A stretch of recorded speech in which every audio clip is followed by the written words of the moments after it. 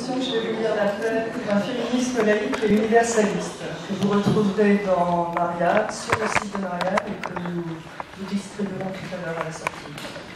La situation des femmes révèle toujours le degré d'avancement démocratique d'une société. Il aura fallu des siècles de combats pour que le principe d'égalité entre hommes et femmes, en droit, en devoir et en dignité, soit enfin reconnu. Il est encore loin d'être une réalité concrète au cœur même de la République française, comme en témoignent de sinistres tribulations dans le monde politique, qui devrait pourtant être un exemple pour toute la société. Fille des Lumières, l'égalité en droit entre tous, quelle que soit la naissance, la couleur, le sexe, les appartenances religieuses, philosophiques ou politiques, semblait progressivement s'installer comme un principe universel, au même titre que la liberté de conscience dont elle est inséparable. Ces principes semblent gravés dans le marbre d'une éthique ouverte à l'humanité tout entière, au-delà des appartenances culturelles, religieuses, philosophiques ou politiques. Ils sont aujourd'hui frontalement combattus par ceux qui leur opposent des revendications identitaires, différentialistes et communautaristes. L'universalisme, clé d'émancipation individuelle et collective, est désormais dénoncé par une mouvance anti-républicaine comme une idéologie, entre guillemets, colonialiste. La laïcité qui mettant à distance le politique du religieux, séparant la foi et la loi et le nécessaire levier de cette égalité, se voit accusée par les mêmes, entre guillemets, d'islamophobie, dès lors qu'elle prétend s'appliquer à toutes les confessions. Le racisme, historiquement porté par l'extrême droite, fait son retour sous le masque du racialisme, qui légitime la ségrégation des individus selon leurs origines. Le féminisme, enfin, est contesté dès lors qu'il affirme qu'aucun motif culturel ou culturel ne peut justifier une restriction des droits des femmes ni une entrave à leur exercice. Ces dramatiques confusions sciemment entretenues fragilisent les fondements même de la République, tandis que s'imposent de par le monde des formes les plus régressives de contestation de l'égalité entre tous les êtres humains, du respect de leur intégrité physique et morale, de leur liberté à penser et à disposer d'eux-mêmes. Les femmes en sont toujours les premières victimes.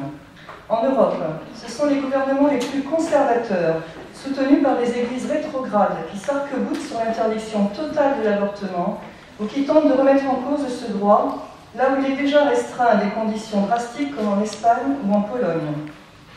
Ce sont également au niveau de la Commission européenne des lobbies intégristes qui sont à la manœuvre et tentent d'imposer leur choix.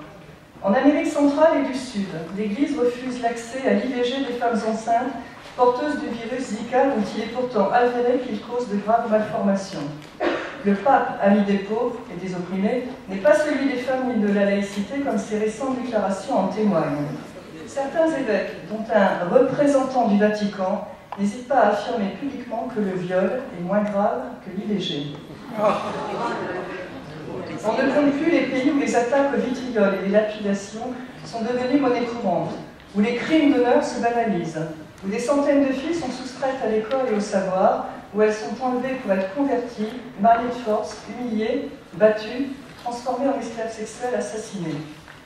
En Allemagne et simultanément dans plusieurs autres pays d'Europe, lors du Nouvel An, des femmes sont attaquées et violentées dans la rue par des groupes d'hommes organisés qui considèrent sûrement que leur simple présence dans l'espace public est une invite à l'agression et qu'elles, j'ouvre les guillemets, et qu'elles l'ont bien cherché.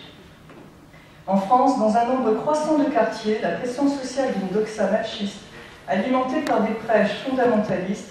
conjuguée au recul de l'État et des élus dans leur mission de défense de la République laïque et de ses valeurs égalitaires, aboutit à créer des enclaves qui s'alignent sur les théocraties et dictatures les plus rétrogrades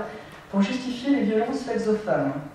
À commencer par le voile, de plus en plus couvrant, de plus en plus opaque, qu'il soit de marque ou de grande distribution, étendard de la discrimination que l'appétence à la servitude volontaire de certaines et la coupable lâcheté de leurs turiféraires voudraient faire passer pour bannière de liberté. Ce n'est pas par hasard si, à la façon des instituteurs de la Troisième République, les femmes sont devenues les nouveaux, j'ouvre les guillemets, hussards noirs de la laïcité. Grâce à nos idéaux universalistes et laïques, nous avons, nous, citoyens français, des armes qui nous permettent de lutter ensemble pour l'émancipation de la moitié de l'humanité,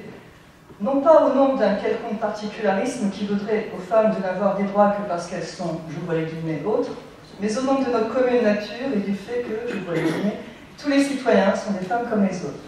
La République universaliste, laïque et sociale, depuis qu'elle a compris grâce à la lutte des femmes que celles-ci sont les plus ardentes combattantes, est désormais le meilleur rempart contre les régressions de tous ordres que tentent d'imposer les communautarismes, contre toutes les formes de racisme et contre l'extrême droite qui se nourrit des renoncements et des peurs. Alors que les crises sociales et les déchirures culturelles conjuguent leurs effets néfastes, nous appelons à un ressourcement explicite aux principes universalistes de la République, en premier lieu à l'égalité entre tous et toutes et à la laïcité qui seule permet de conjuguer liberté individuelle et cohésion citoyenne, singularité et égalité. Marianne est l'autre nom de notre République. Il est temps de la rappeler à ceux et celles, hélas, qui aimeraient tant qu'elle n'ait plus de nom.